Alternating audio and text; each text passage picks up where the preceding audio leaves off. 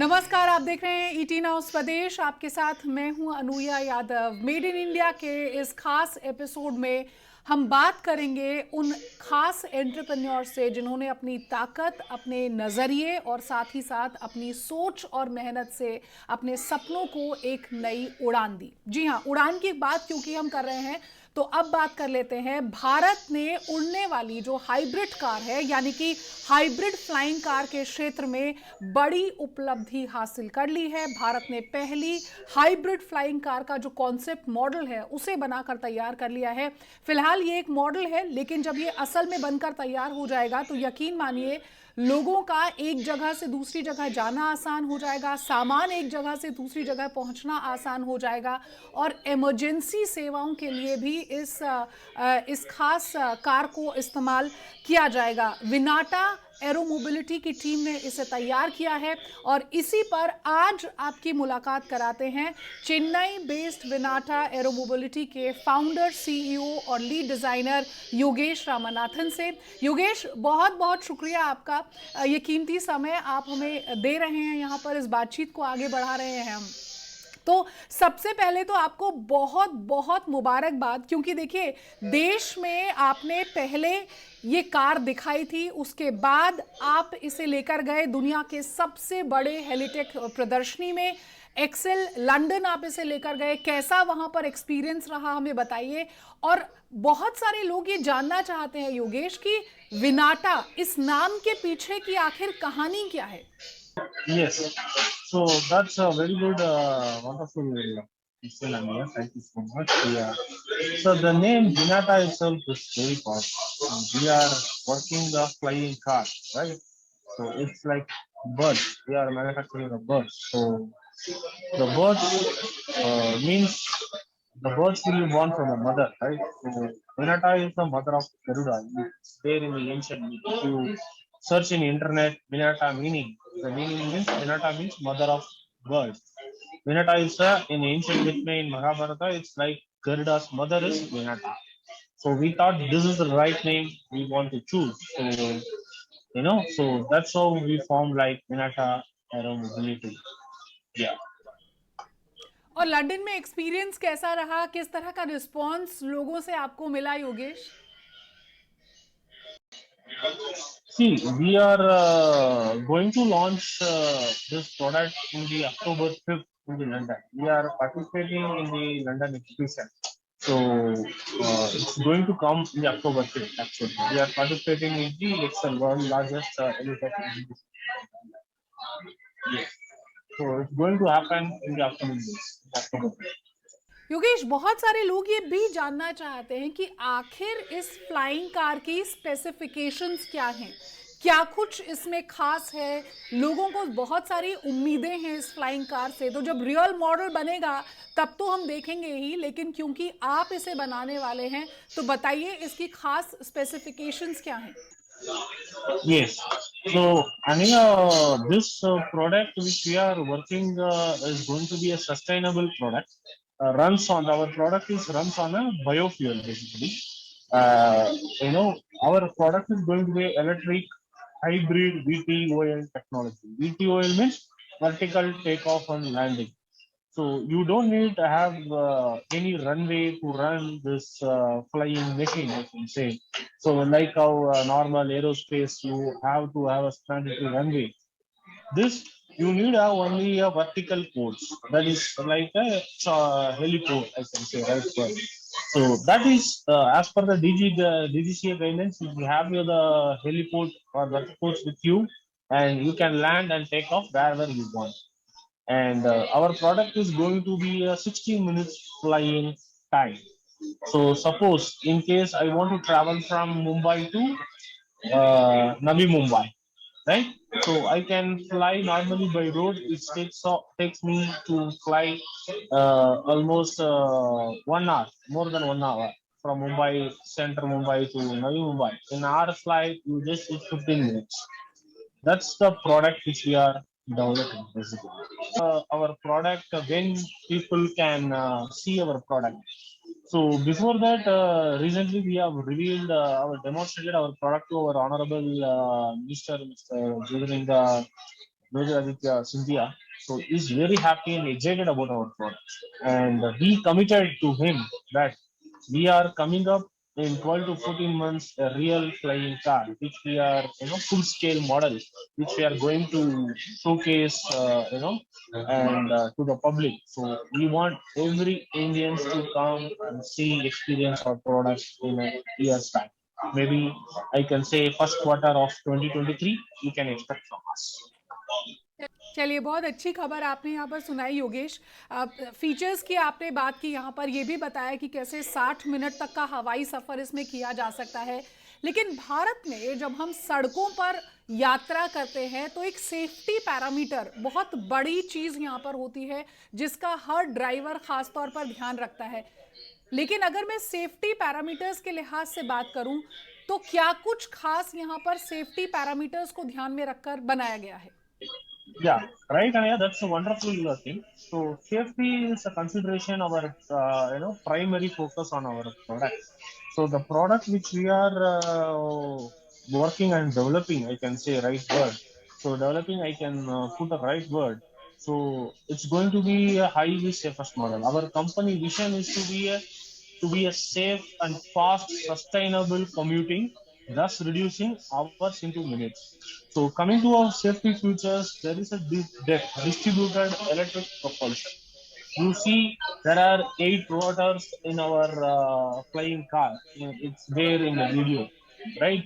So if any motor fails, the other motor can able to support passenger can able to land safely at a stipulated speed and stipulated distance. That's our product mainly, and we are coming up with it's completely autonomous and pilot optional also we can give.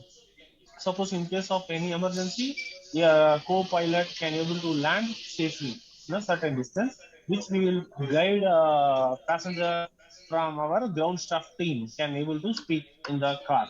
So it will be highly safest mode of commuting.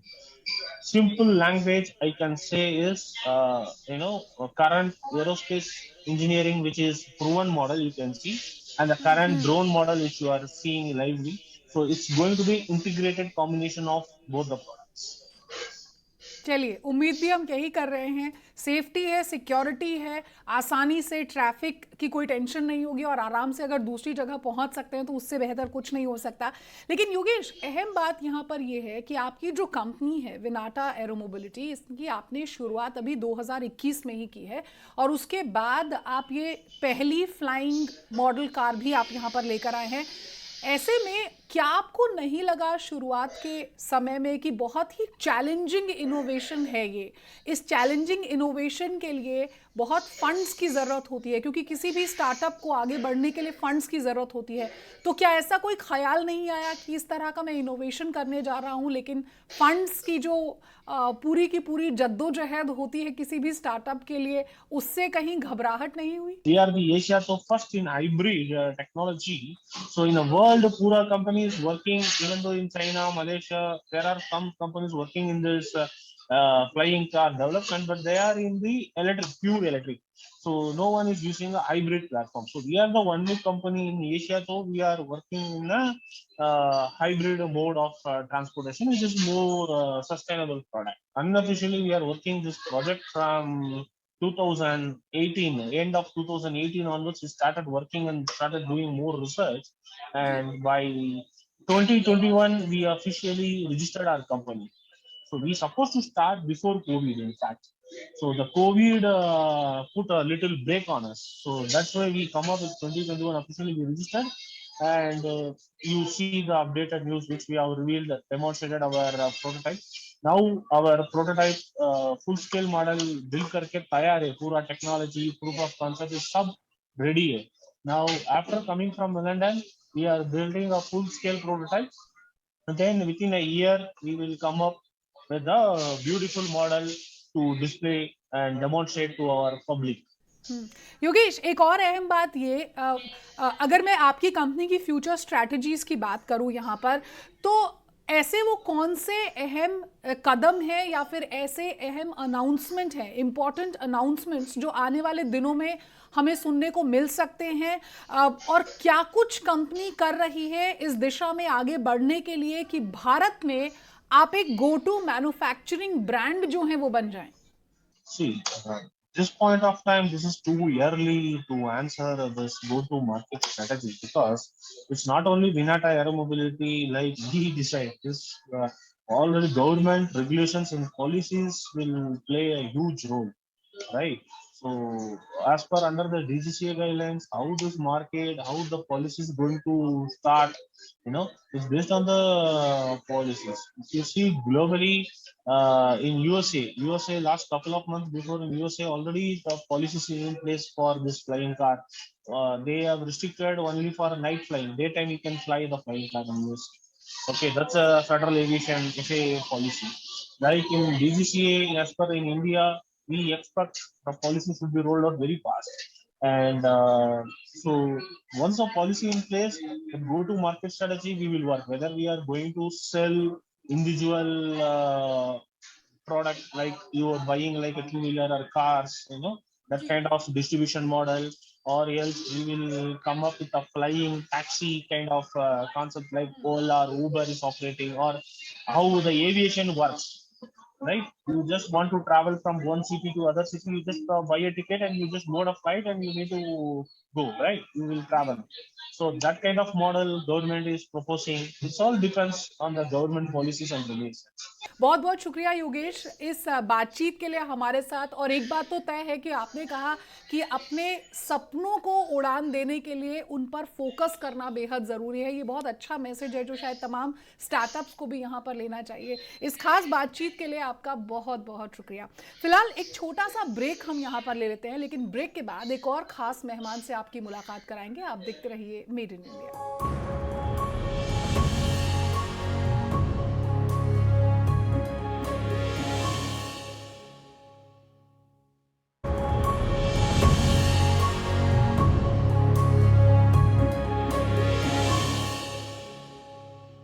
और made in India के इस segment में सबसे पहले आपको कुछ खास तस्वीरें दिखा देती हूँ। यकीन मानिए ये तस्वीरें देखकर आपके चेहरे पर एक मुस्कुराहट ज़रूर आ जाएगी।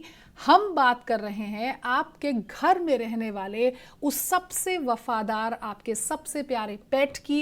एक ऐसी कंपनी की आज बात करेंगे जिन्होंने खास तौर पर शुरुआत की सिर्फ आपके पेट्स को ध्यान में रखते हुए। जी हाँ, हेड्स अप फॉर टेल, जिसने 2008 में शुरुआत की।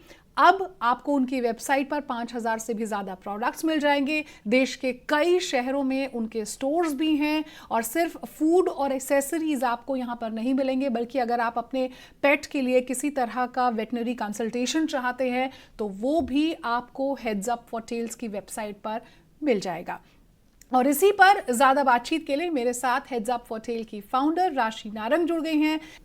राशि, सबसे पहले तो ये समझना चाहूंगी कि 2008 में शुरुआत की थी, उस समय आपका करियर पूरा स्टेबल था। लंदन स्कूल ऑफ इकोनॉमिक्स से आप पढ़कर आई, लेकिन एक ऐसे सेक्टर को आपने चुना जिसे मैं एक्चुअली कहूंगी कि बहुत ज़्यादा लोग शायद सोचते नहीं है कि हम पेट्स के लिए एक स्टार्टअप ऐसा लेकर आए जहां पेट्स के खाने, पेट्स की एक्सेसरीज को ध्यान में रखकर उसकी शुरुआत की गई हो।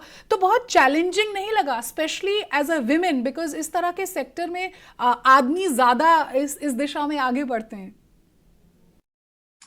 बहुत बहुत ज्यादा चैलेंजिंग था। जब मैंने शुरुआत की उस टाइम पे प्रोडक्ट था ही नहीं, मार्केट भी बहुत ही फ्रैगमेंटेड, डिसऑर्गेनाइज था। मेरे पास खुद एक्सपीरियंस नहीं था किसी चीज का जो मैं बनाना चाहती थी, एंड ऑनेस्टली कस्टमर भी नहीं था। कस्टमर ने इन सब चीजों के बारे में सोचा ही नहीं था। जो रिलेशनशिप्स होती थी पेट्स और उनके ह्यूमंस के साथ, वो इतनी इवॉल्व थी ही नहीं कि लोग इन सब चीजों के बारे में सोच भी रहे थे। तो बिल्कुल ही लैंडस्केप बिल्कुल ही बैरन था। एंड मगर फिर भी चैलेंजेस से बहुत कुछ मैंने पाया भी है, बहुत ग्रोथ हुई है, बहुत सीखने को मिला है, बहुत सारे रिश्ते बने हैं एनिमल्स एंड उनके फैमिलीज के साथ। तो नो कंप्लेंट्स देयर। चलिए, बिल्कुल नो कंप्लेंट्स। मैं एक जगह पढ़ रही थी कि जब आपने शुरुआत की तो कैसे आपने लीशेस डिज़ाइन करने शुरू करे, आप खुद अपने पेट के लिए एक अलग तरह का फूड भी बनाने की कोशिश करती थी जो उसे पसंद आए, और जब सच में सोचा आपने कि चलिए मैं अपने बिजनेस की शुरुआत करती हूँ, तो बहुत सारे ऐसे स्टोर्स भी थे, पेट स्टोर्स थे जो आपका प्रोडक्ट जो है वो अपने पास नहीं रखते थे और जवाब में ये भी कहते थे कि आपका सामान नहीं बिक रहा है यहाँ पर। उस समय क्या मन में सवाल उठे, क्या ये लगा कि शायद ये नहीं चलेगा बिजनेस, मुझे वापस एक बार फिर अपनी नौकरी की तरफ बढ़ जाना चाहिए? बहुत मुश्किल समय था और बहुत ज़्यादा रिजेक्शन थी हर हर तरफ से।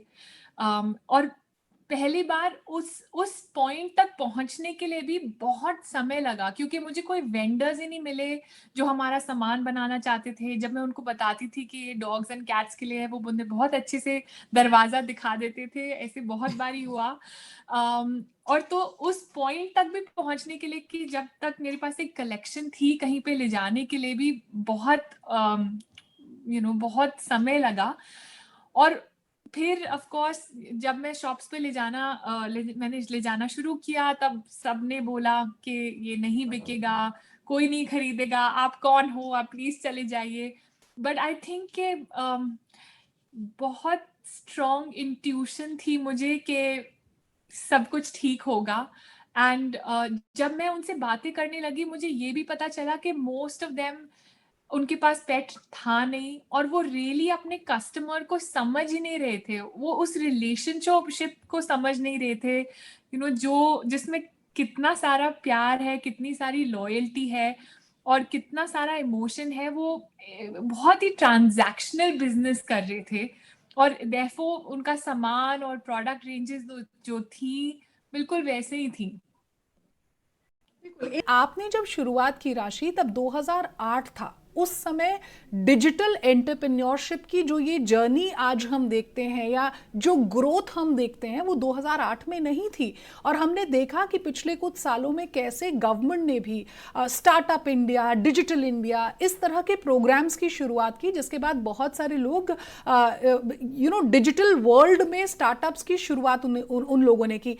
आपके क्या कुछ उस समय चैलेंजेस रहे, और अगर आज की तारीख में आपको लगता है कि आपने बिजनेस शुरू किया होता तो शायद वैसी परेशानियां ना आती और बेहतर होता? आई थिंक सबसे मुश्किल तो डिजिटल पीस था। हमने एक ई कॉमर्स स्टोर से शुरू किया 2008 में। तो उस time digital infrastructure, e commerce infrastructure ही नहीं था। डेवलपर्स, कोडर्स, वेबसाइट बनाना, एक ई कॉम वेबसाइट बनाना बहुत महंगी प्रोपोजिशन थी। एंड पूरा जो उसका जो पूरी डिजिटल इकोनॉमी थी वो इतनी डेवलप नहीं थी। Content writers, photographers, videographers, logistics, the whole supply chain वो इतना डेवलप नहीं था। तो पार्टनर्स ढूंढना, लोग ढूंढना जो इसको समझ सके, बिल्ड कर सके, मतलब बहुत ही अर्ली एज था। एंड ऑल्सो जैसे आपने बोला, एंटरप्रेन्योरशिप सपोर्ट सर्कल भी नहीं था, mentorship, grants, so many benefits जो आजकल गवर्नमेंट दे रही है, वो उस टाइम कुछ भी नहीं था। तो बहुत ही चैलेंजिंग था और बहुत कुछ सीखने को मिला, बट बेसिकली अपना पाथ खुद बनाना था। और आप को वो बात भी याद होगी, हार कर जीतने वाले को बाजीगर कहते हैं, क्योंकि अपने इस क्षेत्र में आप आज की तारीख में वो बाजीगर ही हैं। बहुत सारे अवार्ड्स भी आपने जीते हैं। इस साल women entrepreneur of the year का अवार्ड भी आपने जीता। ऐसे में अगर मैं 2008 से 2021 तक के इस सफ़र की बात करूं, तो आज जब आप सुबह उठती हैं, देखती हैं कि एक समय ऐसा था जब स्टोर ओनर्स आपका सामान रखने से पहले शायद ये कहते थे कि ये नहीं बिकेगा, to cut to where you are today, देश के अलग अलग शहरों में स्टोर्स भी हैं, वेबसाइट्स पर ढेरों प्रोडक्ट्स भी हैं, बहुत सारे अवार्ड्स भी मिल रहे हैं, रिकग्निशन भी मिल रहा है।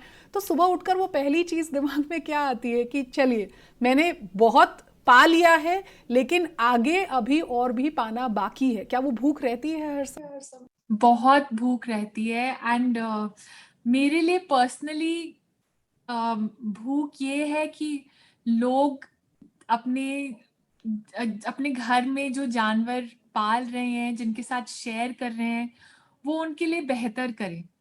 क्योंकि जितना प्यार जितनी लॉयल्टी, जितना कुछ आप पा सकते हो उस रिलेशनशिप से, वो आप कहीं नहीं और पा सकते। और बस मेरा ये ड्रीम है कि सब लोग इस रिलेशनशिप को महसूस करें, क्योंकि मैंने देखा है, बहुत बारी देखा है कि जब ये होता है तो हम ज़्यादा बेहतर इंसान बनते हैं।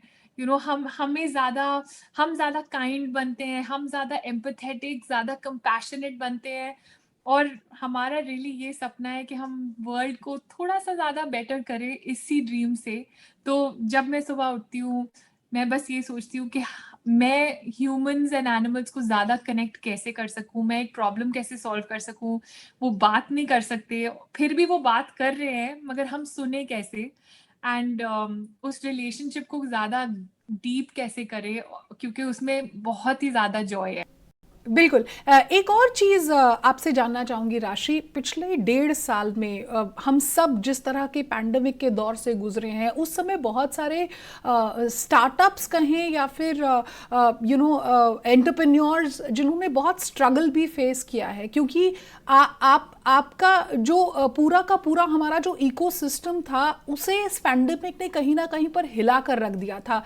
कैसे आपने अपने बिजनेस को उसी तरह से आगे बढ़ाया? क्या चैलेंजेस आपने कोविड के दौरान फेस किए and what all have you learned from them?